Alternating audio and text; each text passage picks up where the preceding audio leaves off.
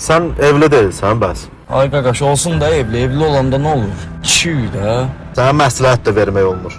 Nəysə, sənə xəbər eləyəcəm, bir saat hızlı cəhməyə götürərsən, bir saatda saat yarıma. Qız da yuxarıda deyəcəyim, görüm nə olur. Davay, öpürəm. Ailəviz nə yaşayırsınız?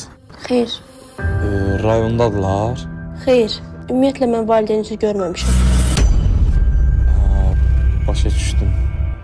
Amma əsas həmişə istəmişəm ki, qarşıma çıxan insan ailəsini aldadan biri olmaz. Əsas da xəyanətdən uzaq olan biri olsun. Sən evli deyilsən bəs.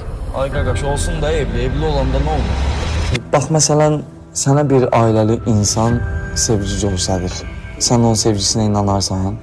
Bax, təsəvvür elə ki, illərdir evliyəm. İllərdir mənə görə əziyyət çəkən insanı evdə qoymuşam.